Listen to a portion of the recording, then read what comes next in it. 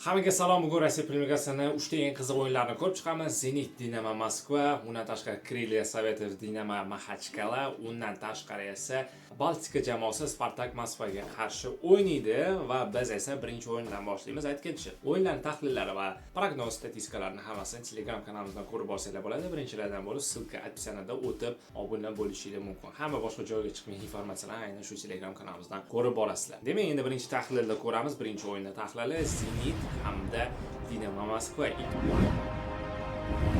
ikkalasi ham Rossiya Premyer Ligasining eng to'pli jamoalaridan biri hisoblanadi va katta ehtimol ikkala jamoa ochiq futbol qilishi mumkin, ya'ni hujumda harakat qilishadi ikkalaligi.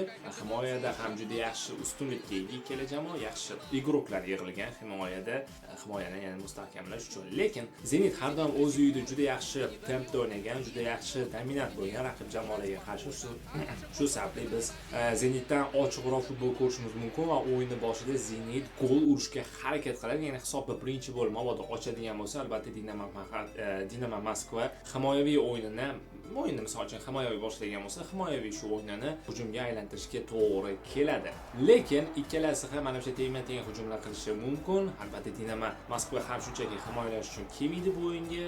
Kontratakada ular yaxshigina harakat qilish imkoniyatiga ega. Zenitga qaraganda, misol uchun Zenit hujumda ko'pgina vaziyatlar yaratib hujumga o'tadigan bo'lsa, Dinamo Moskva albatta ularga javoban qarshi hujumda bir nechta vaziyatlar yaratishi mumkin. Albatta juda yaxshi hujumchilarga ega. Hujumda ma'lum bir vaziyatlarni yaratish uchun va kombinatsion hujumlar qilishi mumkin deb o'ylayman. Qarshi hujumlarga Zenit oldinga ko'proq o'tadigan bo'lsa va xuddi shunaqa o'yin kutiladigan bo'lsa, ikkala jamoadan biz bu o'yinda juda ko'p gollarni kutamiz. Ya'ni bizning tanlovimiz aynan bu o'yinga umumiy gol soni 2,5 tadan ko'p, ya'ni o'yin misol uchun 2-0, 2-1, 3-2, 2-2 yoki bo'lmasam 1-1 hisobida bo'lishi mumkin va xuddi shunaqa umumiy gol 2,5 tadan ko'p bo'ladigan bo'lsa, bizning tanlovimiz o'tadi. Va xuddi shunaqaga o'xshayapti. Men o'zim bu narsani sezaman, chunki ikkala jamoa ham yaxshi tempga ega va himoyaviy jamoalar emas. Agarda bittasi himoyaviy jamoa bo'lib, bittasi hujum qiladigan jamoa bo'lganda, hozir bu vaziyat sal o'zgargan bo'ladi. Shu sababli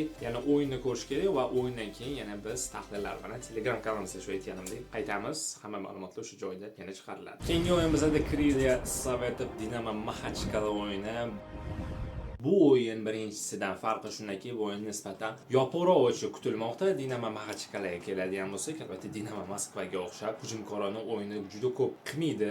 Asosan shu himoyaviy o'yinlari bilan tanilgan Rossiya Premyer Ligasida va o'tgan safargi turlarda Dinamo Moskva bilan o'ynaganda ham ikkinchi darajali jamoa sifatida harakat qilgan edi o'yinda.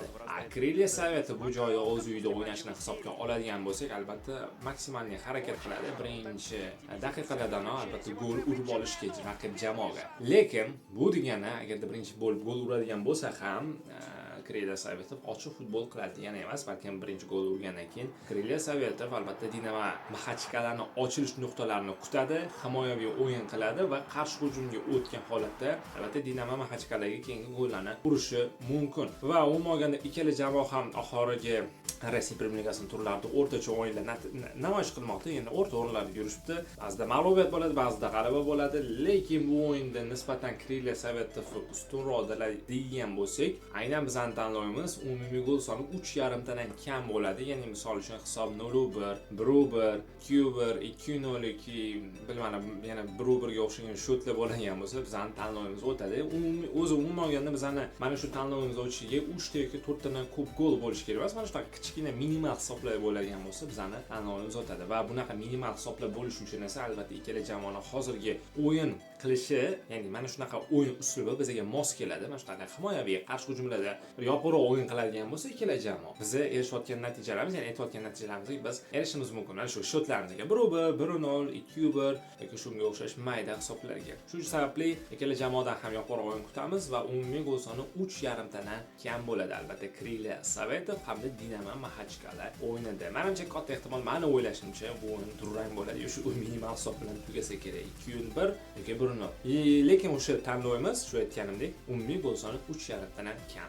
Oxirgi o'yinimizda Krylia Sovetov Spartak Moskva o'yini, albatta Bu joyda biz ko'proq Spartak Moskvaga e'tibor qaratamiz. Albatta Spartak Moskva mehmonda o'ynashni hisobga oladigan bo'lsak, raqib jamoaga qarshi raqib yiqilishi mumkin. Ancha ustunlikka ega, tarkibi jihatidan albatta Baltikaga qaraganda kuchliroq va biz albatta Spartak Moskvaga e'tibor qiladigan bo'lsak, aynan mana shu o'yinda Spartak Moskva yaqqol ustunlikka ega bo'ladi va ko'proq hujumlar qilib, o'yinni boshida menimcha bitta yoki ikkita o'yin gollar urishi mumkin. Yana ko'rish kerak bu joyda endi Baltikaning ham o'yin uslubini oladigan bo'lsak, uni esdan chiqarmaylik. Baltika ham albatta bunaqa kuchli jamoalarga qarshi avtobus himoyasini qo'yib o'ynashadi. Ya'ni ko'proq himoyada zich harakat qiladi va raqib jamoaga noqullik tug'dirishga harakat qiladi. Va avtobus stilidagi o'yin bo'lgan bo'lsa, Spartak Moskva ancha qiynalishi mumkin va Spartak Moskva hujumga o'tgan paytida Baltika orada qarshi hujumlarni amalga oshirib, gollar urishga harakat qilsa bo'ladi. Lekin bu oson bo'lmaydi. Baltika ochilgan paytida Spartak Moskva